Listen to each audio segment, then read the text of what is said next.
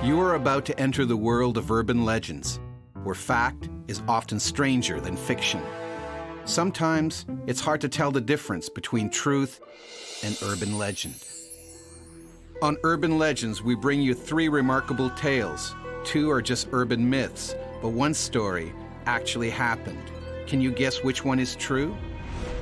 Is it the crack addict who took a bullet in the chest and miraculously coughed up the slug?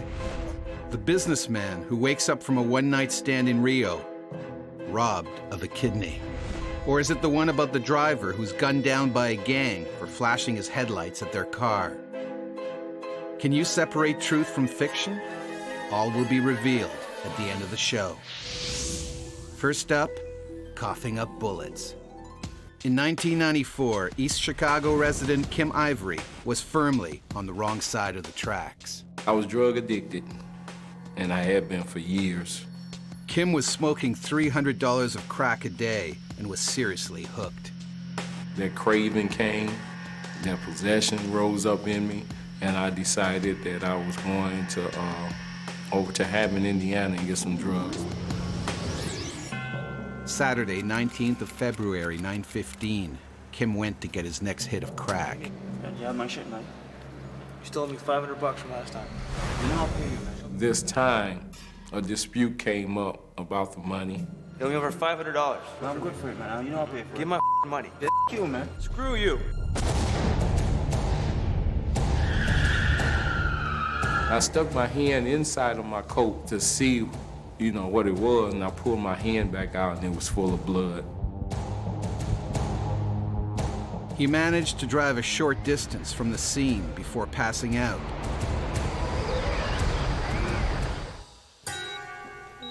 Kim woke up in the hospital. He'd been shot at close range in the chest with a .38. He was lucky to be alive. The slug had passed through his thorax, hitting both his lungs. Not only that, but it had stopped short of his spine by less than an inch. His doctors had refused to remove it for fear of crippling him.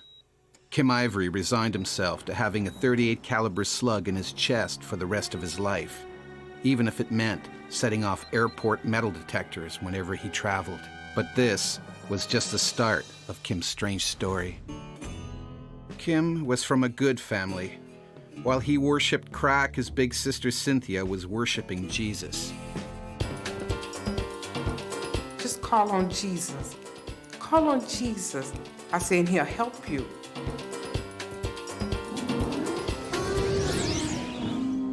Cynthia decided it was time that Kim saw the light.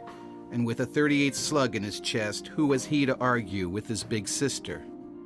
So, just 15 days after the shooting, Kim walked arm in arm with Cynthia into the Faith Temple Church of God in Christ in Chicago. And my sister said, "You're gonna let the evangelist pray for you?" And I said, "Sure." And he pointed his finger at me. Now, I hadn't told this man nothing about my brother. Not a word. He said, "You know why that happened to you?" He said, "God is trying to get your attention." And he began to pray. He said, "In the name of Jesus, Satan, I command you to loose this man and set him free." And he said, "I changed this water from natural to spiritual." And he handed me the water and told me to drink it. And I began to drink the water. The holy water turned out to be refreshment for the soul, and Kim swapped crack for Christ in an instant. Do you feel the healing power within you? Praise the Lord! And he said, "Go on home." And as I began to walk away, he said, "But come back tonight, and I'm going to allow you to hear your testimony, how Jesus saved your life." We went back home, and I asked him, I said, "You want to go to church tonight?" And he was like, "Yeah." He said, "If that devil didn't kill me then, he ain't going to get me now." But before Kim could go back to church, a miracle came to him in the bathroom of his sister's house. As I was in the bathroom preparing to go back for the night service, and I just felt a little tickle in my throat, and I just wanted to clear my throat a little. I bent over and I coughed again, but this time I felt something hit me in the front of my mouth, and I didn't know what it was. I began to ease my hand open. I saw that bullet looking at me. Jesus had performed a miracle. And that was the beginning of a new life. Kim Ivory claims the bullet, which was meant to kill him, lodged itself harmlessly in his chest, and he, with a gulp of holy water, divine intervention, and a whole lot of faith, was able to cough it out. Can a man really cough up a bullet after being shot in the chest? We put that question to Dr. Brian Goldman. My take on this is that it's almost a physical impossibility. If this guy coughed up a bullet fragment, it means that the bullet was somehow in his air passages, his bronchioles. That means that the bullet, which was in his spine, well behind the lungs, well behind the bronchi, would have to make a hell of a trip. The idea that a bullet fragment could traverse this particular route would be next to impossible. Urban legend or truth? Can a man really take a bullet in the chest at close range and survive? And then cough up the bullet? What do you think? The answer's coming at the end of the show. The Lord has worked a miracle here today. Praise the Lord. We've got 2 more stories to come. But before that, sink your teeth into this mini-myth. Mini-myth number 202. The choking Doberman. Quebec, 1978. A family returned home from a day out and released their pet Doberman from the basement. The dog was coughing and hacking, clearly in pain. They rushed him to the vet, who took an X-ray, then returned with the verdict. There, clearly lodged in the dog's esophagus, were 2 human fingers. When the horrified family returned home that night, they checked the basement to find a burglar, dead in the corner from shock and massive bleeding, missing 2 fingers. Is that true? It's false. This urban legend first surfaced in 1981 and has been doing the rounds ever since. We've got 3 stories on urban legends. Only one is true. Is it the man who coughed up a bullet after being shot in a drug deal? Or is it the tale of a German businessman who was a victim of kidney napping? We'll let you know at the end of the show. Meet Klaus Tauber, a traveling salesman from Munich, Germany, who in May 1997 had a business trip to Rio he'd never forget. Somebody stole my kidney. Rio de Janeiro, Brazil. Over 4 million tourists flock to the South American hotspot every year to soak up the culture. Visitors seldom stray far from the beaches because Rio is home to some of the world's most vicious gangs, responsible for over 4,000 murders a year and thousands of kidnapping, robbery, and extortion cases. And there's a new area of criminal enterprise that's caught one of Rio's hardened cops by surprise. Meet Detective Jose Conde of Rio's 12th Precinct. Now they have another issue, trafficking human organs. In Brazil, there's a black market for everything, including human body organs. Last year, over 400 kidneys were bought and sold on the black market. Most were taken unwillingly from poor slum dwellers. Kidney thefts were largely unreported outside of Brazil. But then in May 1997, Klaus Tauber visited Rio. I've been sent to South America, to Brazil. I work for an electronic parts company and sell electronic parts. Now I stay in Rio in a really pretty place, Gavea. But this night I feel a little bored. Rio's exotic nightlife would lead him right into the lair of the kidney thief. The problem is that here in Gávea, there's just a half mile up to here into Rocinha. Rocinha is a bad place to be after dark. Even worse for a policeman to be after dark. I leave my hotel and go up the hill. I see or hear loud music, so I decide, oh, there's a discotheque. So I decide I go in. Klaus's search for a good time led him here. Straight away I go to the bar, looked around. Funky place, beautiful girls, you know, Brazilians. And then one woman come to me, very pretty. You know, and I'm a married man, but we talk, only talk. Then I drank a couple more. And then she decides, okay, I take it from the bar and bring it to me. Klaus had fallen into an elaborate entrapment scam. He didn't know that his last drink was a concoction that delivered a knockout punch. Drugged and deluded, Klaus was about to become the first foreign victim of Rio's kidney trade. Meet British doctor and kidney expert Matthew Hollins of the All Souls Hospital, Liverpool. You'd be surprised how easy it might be to take a man's kidney. The conventional operation involves cutting the skin from the back here, around just under the 12th rib, quite a large incision coming round to the front, and then that enables you to get access to the back of the patient and remove the kidney. Provided you have an operating theatre, an anaesthetist, a skilled nurse, and time, you can remove a kidney safely and efficiently.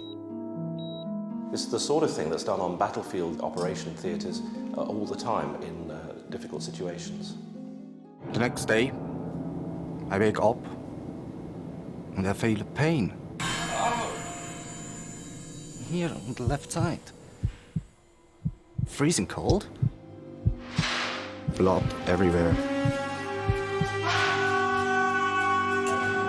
He didn't know it yet, but Klaus was missing his left kidney.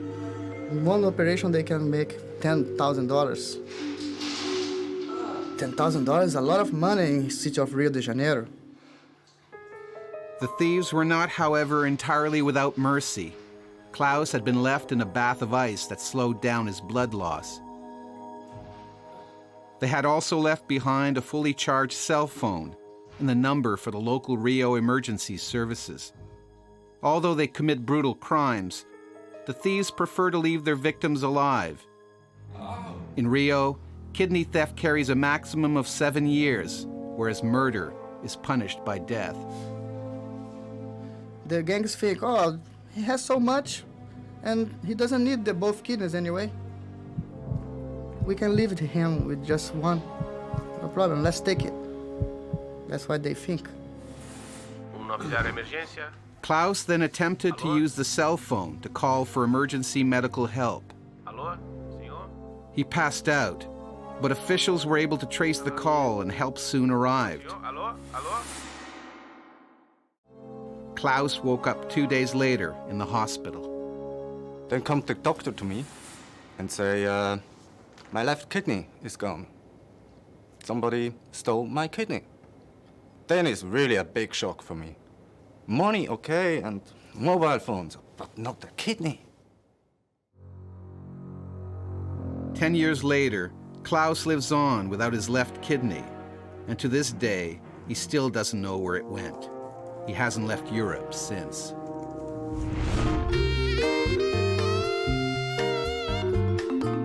So is there a thriving trade in body parts in Rio de Janeiro?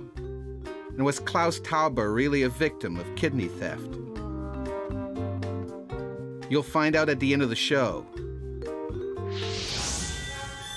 In the meantime, see if you can guess correctly on this mini-myth. Mini-myth number 67, the digit deception. In March 2005, Ana Ayala of Las Vegas claimed she'd bitten into a disgusting morsel in a bowl of fast food chili, a 1-inch long segment of human finger. She tried to sue the company for massive compensation until it was proven that Anna had dropped the finger into the chili herself. The detached digit belonged to her husband's colleague, who had sold it to her for $50 after losing it in an accident. But was the digit deception for real?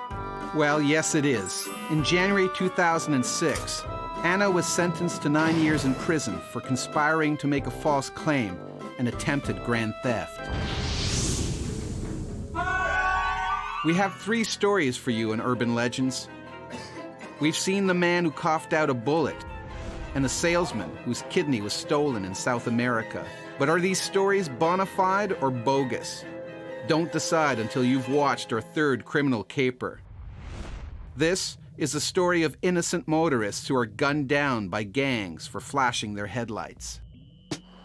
In June 1998, the Los Angeles Police Department issued the following warning. This is a public service announcement. Drivers are warned to beware of any vehicle driving without their headlights at night. If you see a car with no lights, do not flash them. The occupants are considered armed and extremely dangerous. If you see a car with no lights, call 911 immediately.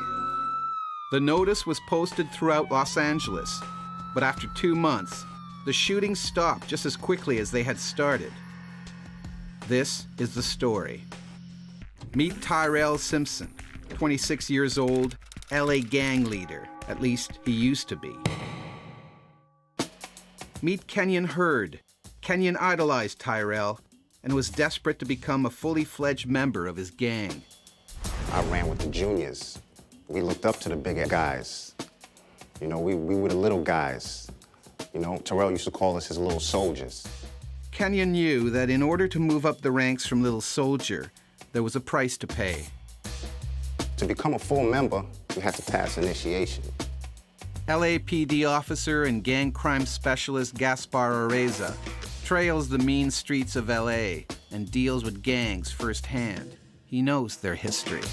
Traditionally, an African-American gang that stemmed from the 40s and 50s. By the 90s, this gang grew into a well-established outfit with its own rules and rites of passage. They perform these initiations into these gangs. A junior member who's not yet full-fledged will chase down any car that has given them a courtesy light to tell them that their headlamps are off and unleash the full magazine into that car. Desperate to be part of their crew, Kenyon would do just about anything to join them. This is how it's going down. You drive your car, no lights on. Now the first person you see flash their lights at you, follow them, all right? Name of the game is flash and blast. The people who are shot down in these vehicles are usually anonymous people. They have nothing to do with gangs at all. They're just the first people that happen to give them a courtesy flash. So Kenyon knew what he had to do, and he set out that day, determined to kill. I knew I had to do it. You know, everybody knew if you didn't kill to prove your loyalty to Tyrell, then he was gonna kill you. I remember like it was yesterday. I came out fresh. I had everything on brand new. Even my underwear was brand new. I even had a new gun for the day, you know? Came out, met up with my homeboys. You know, we hit the strip, drinking, smoking. 10 p.m. sharp. Wow, when I slap off my headlights. Somebody flashed me. I U-turned, wheeled up behind them, and man, the speed I was coming, they knew they was in trouble.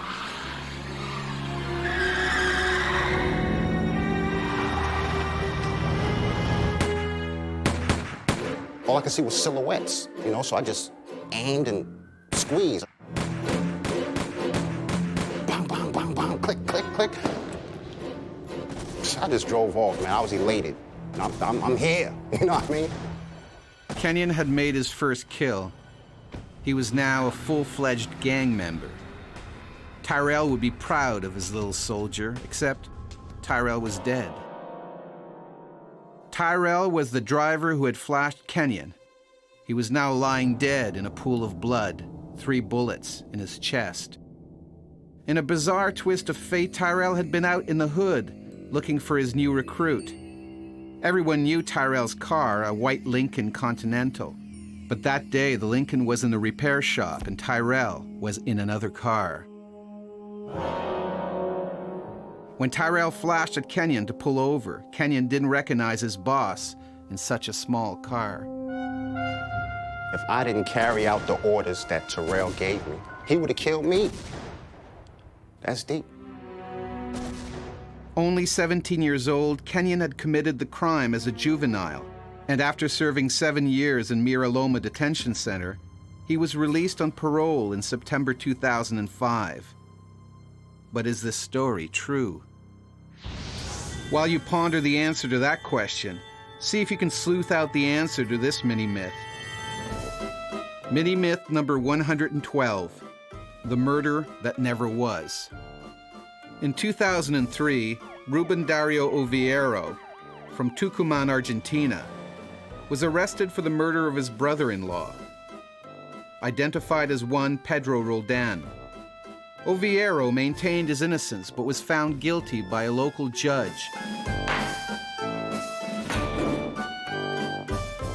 But soon afterwards, supposed victim Mr. Roldan was spotted alive in Tucumán by Ruben's niece. She thought she'd seen a ghost, but it was her father, Pedro Roldan, alive, walking the streets.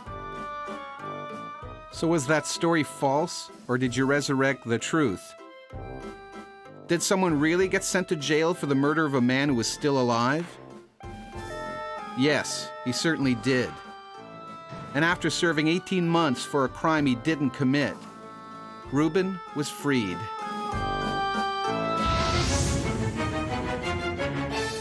We've shown you 3 tales from the Twilight world, where fact meets fiction. Have you been able to tell the difference? To sort out wrong from right? It's time to reveal which of our 3 stories is true. Is it Klaus Tauber and his missing kidney? Nonsense. Random back-alley kidney stealing just won't work. The tissue and blood types of the donor and recipient must be carefully matched. You can't just grab a tourist, steal a kidney, and hope to find a buyer. And what about Kenyon and his car flash killing? Sorry, but it's not true. This particular tale has been set in many parts of the world where gangs exist. The US, Canada, and even Europe. The story starts by some form of an announcement, then it spreads like wildfire by word of mouth and email, telling people to beware.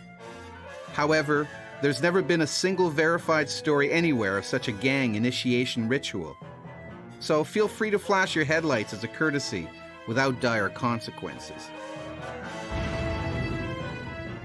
So that means that Kim Ivory really did take a bullet in the chest which lodged itself next to his spine. He really did drink holy water and mend his ways, and he really did cough up that 38 slug. Amazing and true. The Lord has worked a miracle here today. And that was the beginning of a new life. That's all for this time on Urban Legends. But remember, when you're taking a walk on the wild side, strange things really do happen. Or do they?